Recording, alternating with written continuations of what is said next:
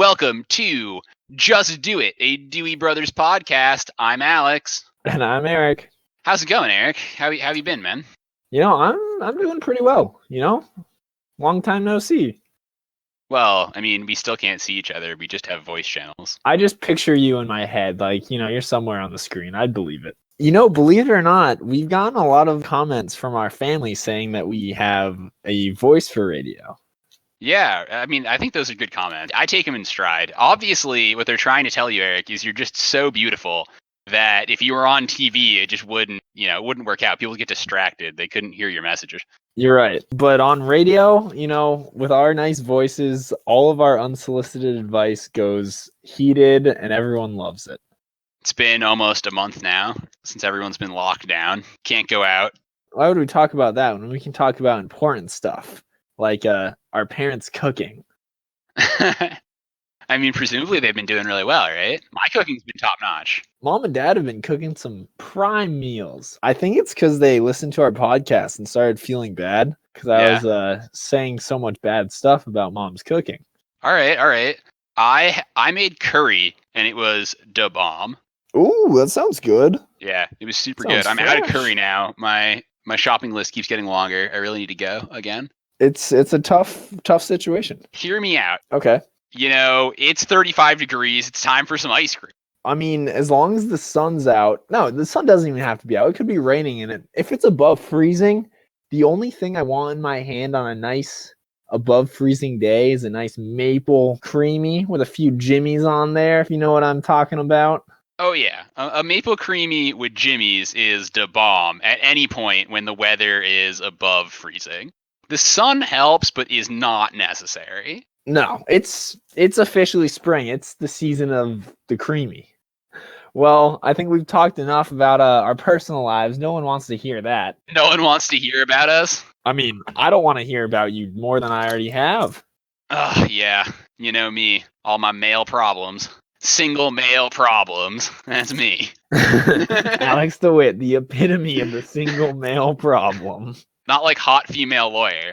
Single female lawyer, of course. Yeah, not like that, obviously. I'm the opposite of that show. Okay, with that with that brilliant segue, let's talk about the main topic. You ready? I'm ready. Lay it on me. It's a pretty big one. I can't exactly see how many things are on it because that would require counting, and they're not numbered. It's a big list. I'm going to start off with the obscure ones, and then I'm going to get less obscure, okay? And yeah, I want to hear your best guesses. All right. You should hit me up. Let's start this list.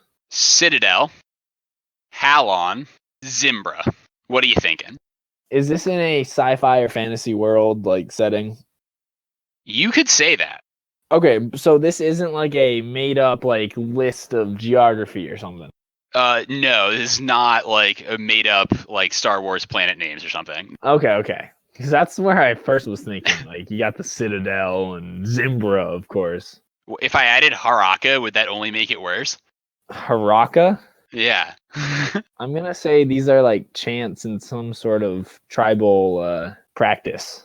They are chants that some people would definitely... There's definitely a lot... Yes, some people definitely prayed to these gods for a little while. I was going to say, you're out there praying for rain. You're like, Haraka, Citadel, Zimbra. Yeah, well, I mean, you'd pray to your own god, right? So, I'd be praying to the god of Citadel, and you'd be praying to the god of, what did I say, Zimbra? Zimbra, you did say that. All right. I'll add a couple more of them, and you might figure it out from here. Let's add Apache James, Open SMTPD. Oh man, Apache James. I'm thinking of a G.I. Joe character and or something. Spark Engine. Spark Engine. Apache James and Open SMTPD. And then the Spark Engine. And the Spark Engine. So yeah, like I said, it's still sci-fi. And I know that people at one point prayed to these entities for sure. It has to be parts of some sort of engine or something, right? No, that's too wrong. Holy crap! I mean, obviously they are from the future, right? So okay, they are. Come up with the name of the movie these belong in. Oh, it is from a movie? No. Wait, what? Why are you gonna do that to me, man? Because you're not gonna get it. And I'll tell you what Oh. movie they really belong in. All right, what is it? Jurassic Park. Not really, but you'll see why in a second. You want the rest of Okay, them? I'm so lost. Yes, please go. Okay. I'll give you the last couple. IBM, Lotus, Domino. Are they supercomputers? Oh, you're getting so close. Smale, Wingate, What did you say? Smale, Yeah. Wingate, Z-mailer. Are they like antiquated email? Yeah, this is the list of mail server software. You know how you can tell it's a mail server? Because the little balls. Exactly. Otherwise, you might mistake it for a female server. Oh, those femputers living in a man-bot's world. It's tough life, man, being a femputer in a man-bot world. So you really went pretty deep, I'd say, into the internet to pull up this list. Well, so those were all SMTP like server products, like software products, and SMTP stands for Simple Mail Transfer Protocol. Okay, that's something. I mean, I thought it was a list of pretty cool things. They got it really like hackery names. They're almost from the future, except they're from when the future was 1999. Come on, Apache James is something else. Apache James. Okay, actually, you're right. Apache James has a stable release as of September 5th, 2019. No way. Yeah. So I could be using James Enterprise Mail Server. I should be using Apache James. That's too cool. It's an open source simple mail transfer protocol. It goes a little over my head with all your fancy acronyms and doodahs, but I can get behind it. Some of them you might like understand, like Qmail. It's almost Gmail, but Qmail. But it's Q. I thought you might have at once in your life used IBM Lotus. I don't believe I have, but I have heard of Smail. Yeah, Smail, yeah. I mean, it makes you wonder, like, are they still going to keep coming up with new ones and giving them even wacky, zanier, futuristic names? Oh, absolutely. Programmers love weird names. And open source programmers like making open source clones of things and giving them even weirder names. I was going to say, what's the most futuristic name? So, like, think of the 30th century. Like, what would they be using? 30th century, what would they be using? Well, if they've gone communist, then they'd be using Communigate Pro. All right, that's good. See, I'm going to go in a slightly different system, and I'm going to say they're using Disney SharePlay. Oh, you're going the other direction.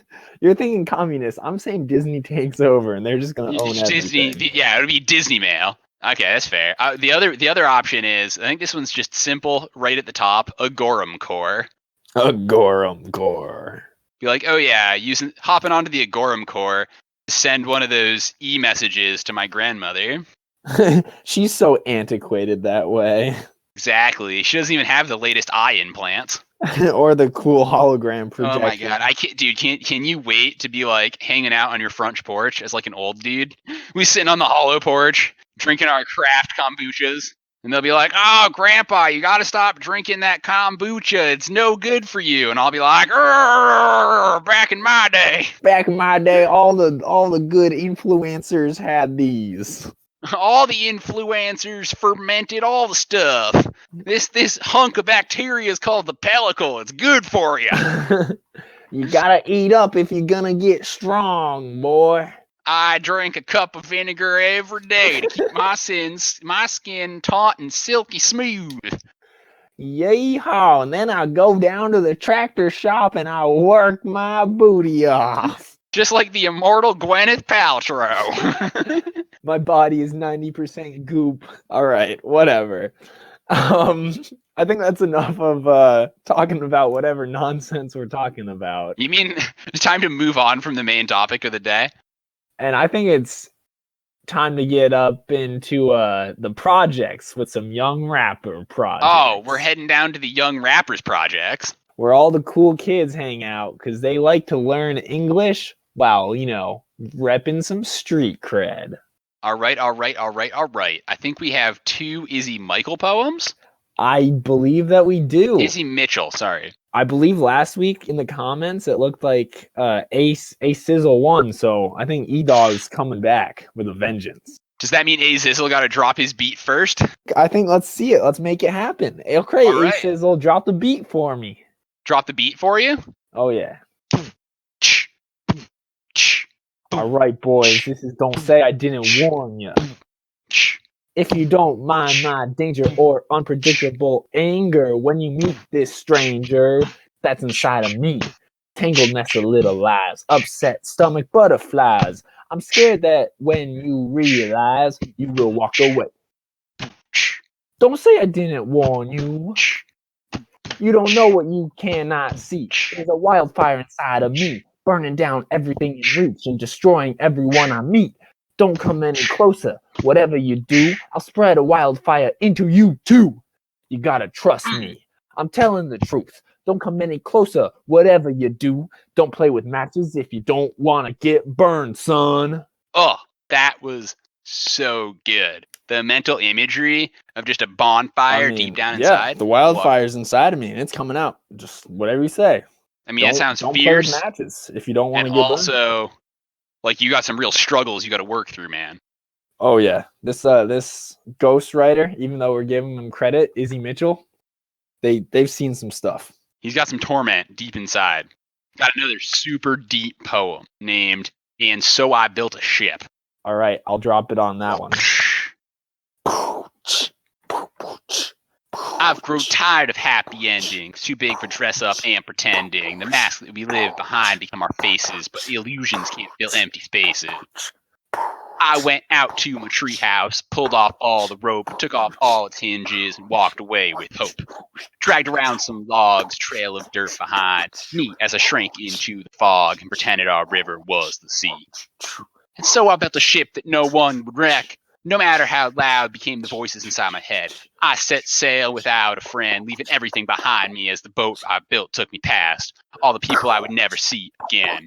I waved goodbye to everyone I never thought I knew. It felt so wrong to keep holding on, wish where I was headed to.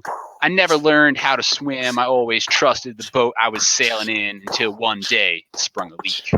Boom. Whoa, wicka. What? Damn, that is some good stuff right there. Yeah, man. It's good. Wow. Right there. Okay, remember, leave a comment who won that. Boat builder, fire deep inside. Both of them trouble. Faux show. Moving on swiftly, just like that boat, just like the boat I built. Moving on. Oh, of course, as fast why as a not? pimped up tractor. Oh, we gotta love those bad boys. One of our fans had a question down in the commentation station down below, downstairs. It was riddled with some good, insightful stuff. I'm gonna lay out Max Story's question. You ready? All right. I have a question for the Dewey brothers. If I poop in the woods and no one's there to see it, did I poop in the woods? I don't know. What do you think? No, that's obviously not. Well, unless he definitely did. He admitted to it. Right. I was gonna say, unless you tell someone that you did, then you didn't. Well, I mean, no one was there to see it, and presumably he hasn't told anybody. But like, he did though. I think he says that he did it, in which case then you do it, you know? It's like if a tree falls in the forest and the tree gets up and is like, yo guys, I just fell. Obviously you're gonna believe him, say, oh yeah, he fell. I mean, I think Max has to believe in himself. It's whatever, like, since no one was there to see it, or presumably smell or hear it. Yeah, we aren't, specific on which sense picks it up, but I mean, right. At least one of them, right? Yeah, let's say undetectable. Oh, okay. I think it's up to you. You know, if you whatever story you want to craft for yourself, you're the master of your own destiny, Max. And you pooped in the woods if you want other people to know you pooped in the woods, and if you want to convince yourself you didn't, I'm sure the evidence will wash away in a matter of weeks. Just that next rainstorm, all the evidence is washed away. So the answer is yes until the next rainstorm. Now we're out of questions down in the commentation station. Do you have any? You did some searching. I did some searching. I did. All right. I found a pretty thought-provoking question that really speaks to me on a philosophical comment, which is, what are your thoughts on cheesecake? My thoughts are that in the year 3000, we will have transcended beyond cheesecake to much better desserts. Really? You're not a fan of cheesecake? I mean, cheesecake's only okay. Okay, this was asked by the user Be the Bread Shark. Well, Mr. B the Bread Shark. Yeah, my true thoughts on cheesecake are that it's only all right. I mean, it's good every once in a while, but Man, it's just kind of cheesecake, man. I was gonna say I really like cheesecake, You're a cheesecake fan? but I think it's only Aficionado? because I don't have it that often, you know? That's fair. Whenever I do have it, it's that special treat. Like there's definitely better desserts out there. Like I think I would prefer an apple pie over to a cheesecake. It's just seldomly have a cheesecake that sort of makes me yearn for it. The other thing about cheesecake, though, is cheesecakes take skill because you can't just you can make a cheesecake, and if it's bad, everyone knows. Oh yeah, There's very little to hide behind in a cheesecake. It truly that's is. true. That's tough. I think any dessert can be delicious if you, well, not every dessert. A significant number of desserts can be good if you put the effort in. I was gonna say something like ice cream is always there and always tasty. It's true. That has the ability to pair with anything and just you can add in all these sorts of toppings to make it good. But a cheesecake is it's a specialty. Like you gotta It's already so rich, you don't really want to overload it beyond being a cheesecake. Very technical dessert and, good in moderation. Yeah. I mean, obviously, our thoughts are that it can't be as good as the springtime maple. Oh my gosh, of course. I mean, the maple creamy has transcended all other food groups. It's the top of the pyramid. It is. Like really the maple creamy is okay, yeah, no. When I think about it, cheesecakes suck and you suck for asking this question. It's not a maple creamy. I mean, second place below the maple creamy. And apple pies, Alex. And apple pies. Middle of the pack, but definitely no maple creamy. Oh, of course. Okay. So, be the bread shark. Go get yourself a maple creamy, man. Yeah, you heard our thoughts on cheesecake, and at the end of the day, get yourself a maple creamy. You got anything else? I got a really deep question. Oh, you do? Yeah. I don't know if it can be deeper than thoughts on cheesecake, though. By Snooker Bunny, heart emoji, at New Girl Bianca _ Okay. Yeah. If you could ask a guy one question that would reveal the most about him, what would it be? That's the question. I mean, that's a good one. That is a good question, especially if you have having relationship problems or trying to find a boy and you want to know about him. You gotta ask. Yeah, him. you gotta. Yeah, right. You're hanging out at the bar. You need to know a guy, right? Maybe you're interested. Maybe you're not. You don't know yet, and you only have enough time for one question. What do you ask him? So, well, I was just thinking of a question that I really want to know the answer of. Mm-hmm. Not really. You would get to know them that well, but sort of like those are good questions. I was gonna ask him. What do you think about murder? You mean that you want to be on the same page when it comes to murdering people? Well, I just want to make sure someone doesn't want to murder me, Oh, I'm down for that. I mean, if you want to try, oh, geez. It's worth a shot. Quarantine's really hurting Alex right now. I mean, I'm gonna fight dirty. Don't. It's not easy to murder me, okay? All right. Mountain tried, and I only lost one arm. Yeah, I just want to know something like the necessities about someone. Like, will they try and chop me up and serve me in a stew, or do they want to wear my face? Better not be cheesecake. It better not be cheesecake. If you do, serve me up. Yeah, right. If you're going to cut me up and serve me into something, it better be as a topping on a maple creamy. All right. Do you have any good questions a girl could ask you? I think we just stumbled on to it. I know we've been really maple centric in this episode, but it's what topping would you put on your maple creamy? Oh my gosh, that's a perfect question. Yeah, it's so good. It cuts right to the bone because it already implies they like maple creamies, which is a fact. You don't want to associate with them if they don't like maple. Gosh, no. If I was talking to a female and she's like, maple creamy, what? I'd be like, oh, sorry. Our conversation has ended. Here is my resignation letter, and I will never see you again. So let's add, what is your favorite maple creamy topping? Well, we're on that one. Obviously, Snooker Bunny at New Girl Bianca. It's what's your favorite topping for a maple creamy? All right, this is a little wild, but crushed up maple candy. Ooh, that's someone who's real into the maple. They're devoted. They're sugary. They want to be there. They're present. They're happy. They want to take a good thing and not change it but not really take away from the like from the core values. They want to, add a little extra. They want to go over the top. That's someone who's eccentric. Mm-hmm. Yeah, that's someone who really doesn't just understand nature videos, but understands nature. Takes it that extra step. You got me. You got me down to a pinpoint. Now, I like to be classico, but with a little twist. So, I mean, everybody knows the standard maple creamy with rainbow jimmies. Oh, so okay. I take that motif and flip it upside down. Are you telling me chocolate jimmies? Chocolate jimmies, man. Ooh! It's so simple. I'm just a little bit different than your standard maple creamy, but still good. I gotta say, still reliable. The chocolate jimmies, they just add something, and you can pick if you want a lot, a little, but like you still get the maple that's coming through. It's a good choice. So I got another hot question. Oh, let's hear it.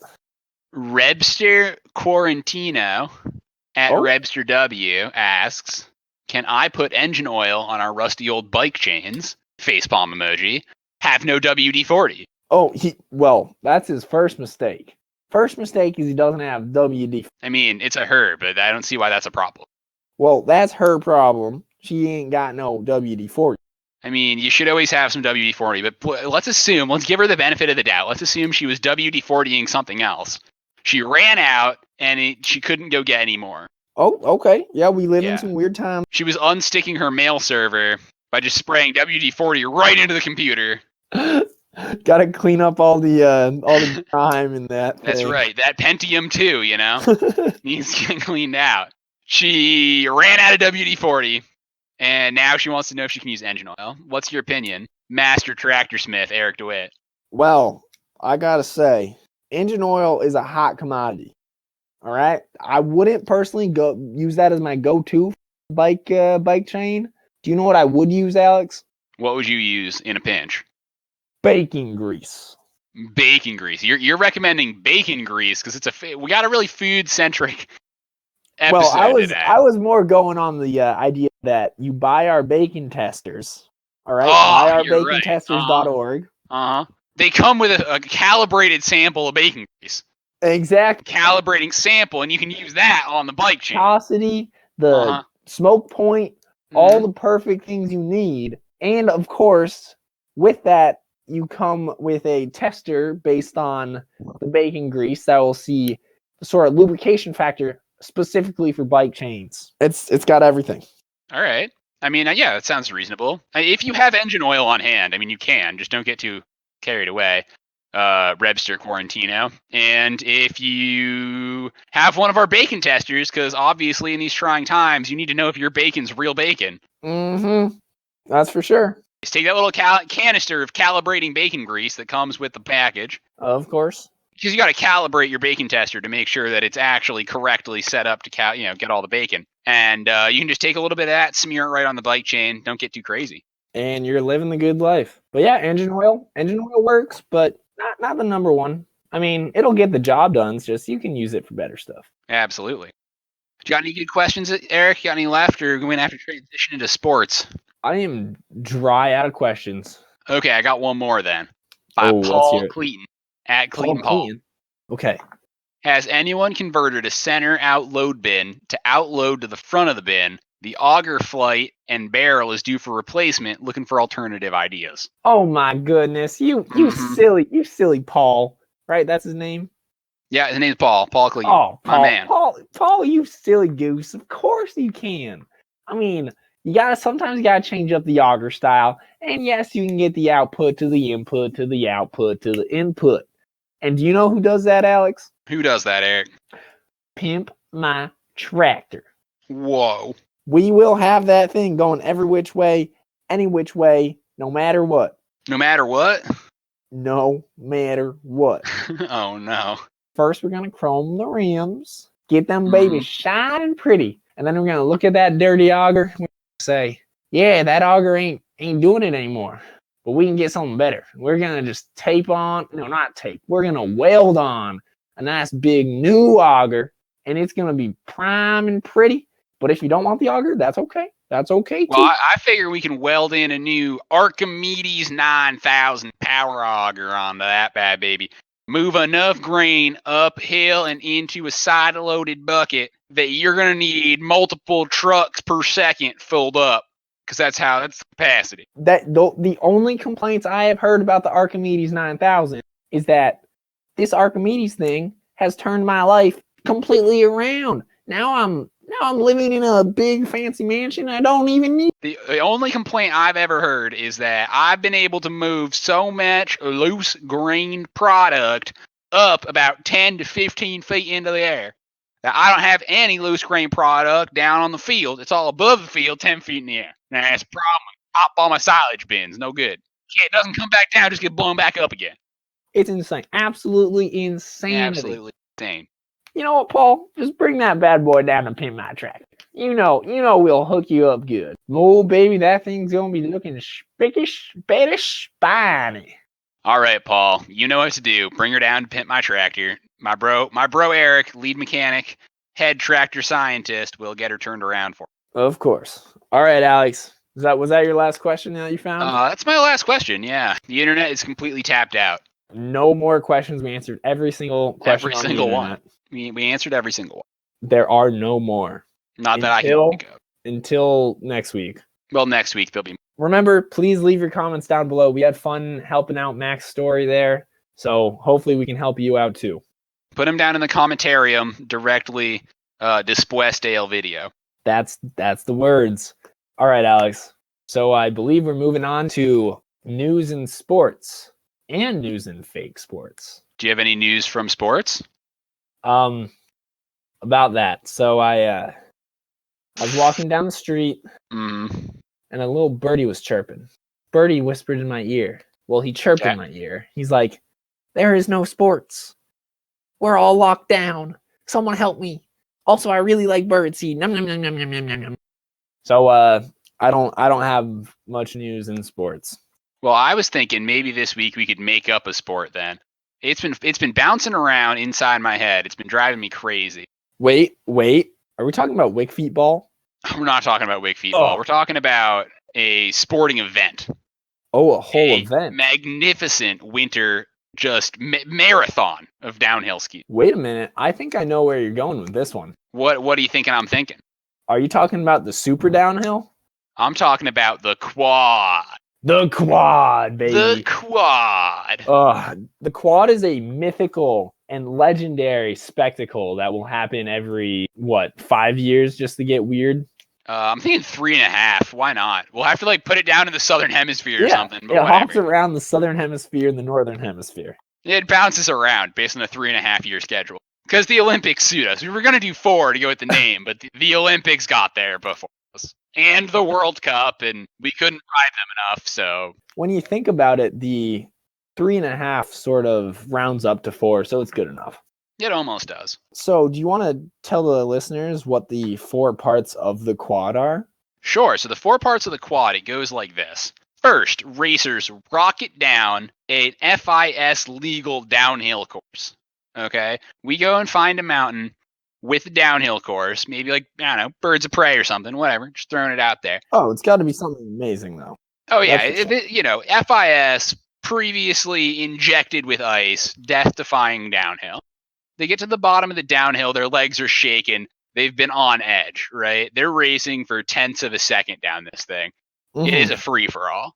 They get to the bottom, and they have a half an hour, depending on how generous I feel like being, to get to the top of the Super G, where their trainers will be waiting.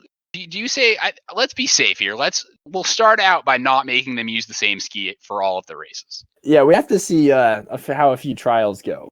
So their coach will be waiting, with a masseuse probably to get blood into their legs and all that stuff. They got to calm their nerves, and they'll be handed their their Super G skis, where they will then take part. Slightly smaller skis, but still wicked large. Still another speed event.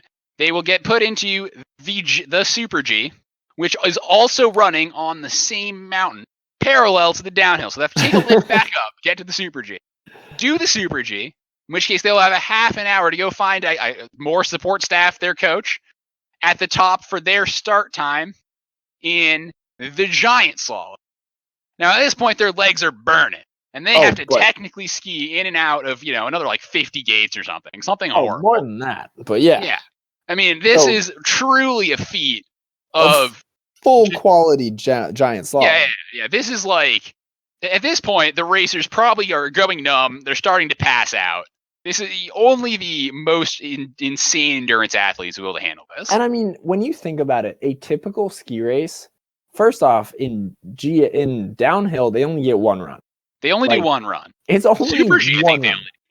They only do one run. They only do one run. And then even in GS, the amount of time between runs that they do. Oh, it's like 3 hours or something, right? It's multiple hours. This is going to be back to back to back, like almost no time. It's going to be a chairlift ride up and you got to go. This is going to be the marathon of downhill ski.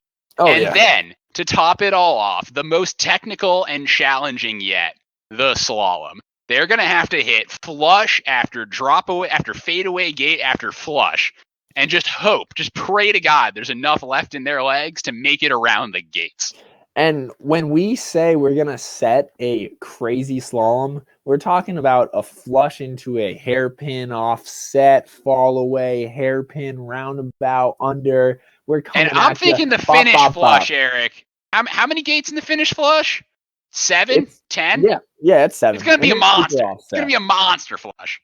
It's gonna get you. It's gonna get you. You're gonna be dying. You're gonna be burning. Everything's gonna be burning. But then you crash through the finish line, and we add up the cumulative time for all 4 of your races.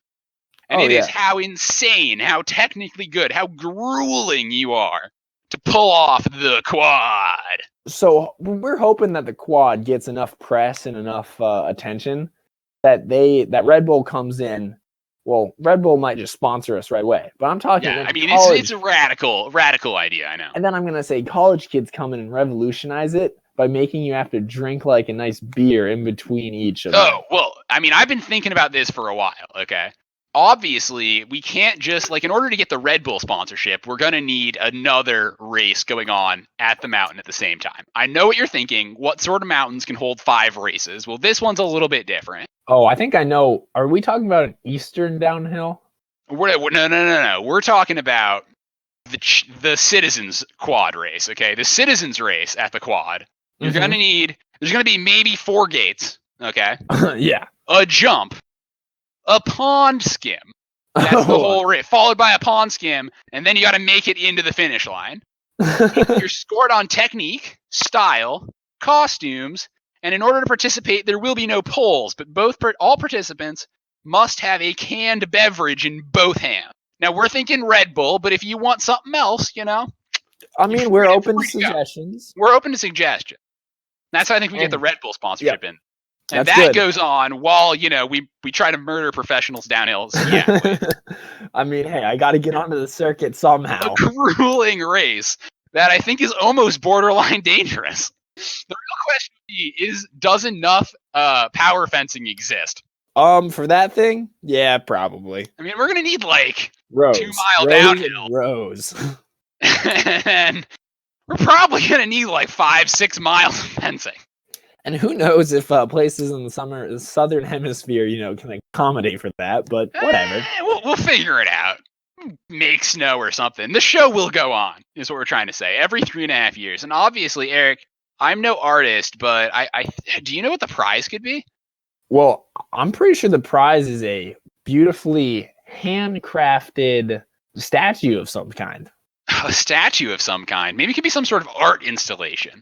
I do recall this one artist who specializes in metal structures. His name is Eric De Witti. All right. Ooh, the famous Eric De Witti of Italy? Or some country. We don't really know his origin. He's shrouded in mystery. Okay. Mr. De Witti. His art just kind of pops up on the black market, and he's like Banksy, but for sculptures. It's amazing. It's crazy. So I do believe that the winner receives Girder and Gray. So you're telling me that we can the quad will be the chase for the Girder, the most coveted of all skiing trophies, Girder and Gray. Anyone who's not familiar with Girder and Gray, it's a massive, beautiful structure of a girder with a slight kink at the top. And I mean, it means a lot of things to a lot of different people, but the way I believe that Mr. DeWitty was trying to get at was that... Well, it's Monsieur DeWitty, right? Oh, yes, of course. Yeah, Very oui, cultural. of course. Mm-hmm. Is that no matter how strong and powerful you may be or perceive yourself to be, the weight of society and all the pressures that come with surviving in this world can break down even the strongest of beings and slightly deform them. Oh, that is deep, man. That, like, you can't help when you see this thing but pontificate on its greatness. It's true. And I know everyone is going to want a piece of it. Oh, yeah, I mean, race for the girder. Right, the chase for the girder. Like, maybe the first year, everyone will be like, what is this stupid race? But after they see what it is, they're going to be like, oh my God, I need it. They'll all be there, all the top ski races. They'll just not even go to whatever World Cup race it is that weekend. No, like you it's could just not going to be worth it. Like you could win a reindeer in Sweden or Yeah, whatever. Why would you do that when you can get the girder? The girder. I mean, this thing, like you would be the skiing super athlete. I don't even think I could do all of that skiing in one day. Remember, you heard it here first. The quad coming to a ski mountain in 3.5 years. The Dewey Brothers, the fastest boys on the mountain. That's us. I gotta do the fill in on the fake sports, because while those were mostly fake sports, quick touch up, League of Legends was actually now officially a real sport because it was on ESPN. So we're done. That segment's over, I think. This quarantine is killing us all. It's killing us all. I think we're done. And the news in fake, now real sports, the lines have been blurred. They're all the same at this point. There's nothing left. And the major update is Cloud9 still winning. We'll get back to you if anything changes. I expect next week we'll tell you that Cloud9 won. And I think I'll have to do that because I am in charge of real sports. And if it's on TV, it's a real sport. Which makes rock throwing a real sport. Well, I think we have to thank our sponsors. All right, I'd like to thank Cheesecake. I mean, not the best, but all right desserts. And I, of course, would like to thank Homegrown Hops. Grow, grow, grow. Come on, baby. Oh, God, she's still growing. Why do we have this many hops? Homegrown Hops. I'd like to thank Microsoft Exchange Service for all your mail escort needs. Email escort needs. Oh, God. Well, as always, thank you to Mom's Office. What a beautiful place to be. What a beautiful place to hear. Mom's Office. I'd like to thank Maple Creamies. If you don't like them, we're pretty sure you're not human. Get out of our face if you don't like a Maple Creamy. You can, just leave. And finally, Pimp My Tractor, a longtime sponsor of the show. Always getting that business. With Eric DeWitt, Master Chief, we gonna get the Archimedes installed in your grain trailer. And then, of course, we have Edgemore Edgers for your pristine looking, clean Little League field. Sometimes I'm cleaning up a Little League field, and what does it sound like when I'm removing just the right amount of grass for those crisp base paths, Eric? Well, you might hear a slow chant start. It goes a little bit like this. Edge, baby, edge. Edge, baby, edge. Edge, baby, edge. Edge, baby, edge. Edge, baby, edge. Edge, baby, edge. And then, boom, beautiful. Oh, goodness. All right, well, I think that wraps it up for Just Do It, episode 5. Make sure that you go hike up all those mountains now that there's no more snow. The Little League fields, grass is growing in, so keep it nice and trimmed up and spry looking. And for the love of God, man, just send it. Okay, I think we're out. Quick, hide your beans. Of course, we're talking about lima beans. Or I was talking about kidney beans. Illegal organ harvested kidney beans. Oh God, not the kidney beans. Oh no! I heard that there's a little man going around stealing people's beans. I really like homegrown hops today. Very homegrown and sophisticated hops. Remember, OMA seal of approval. It's official. Oh, dude, it's official. Craig, we are not paying you. Please Leave. I mean, I don't want to hear about you more than I already have. He liked horror movies. I like chick flicks. Got along fine. My manwich. No. Coming to a unsanctioned underground. The Ocho.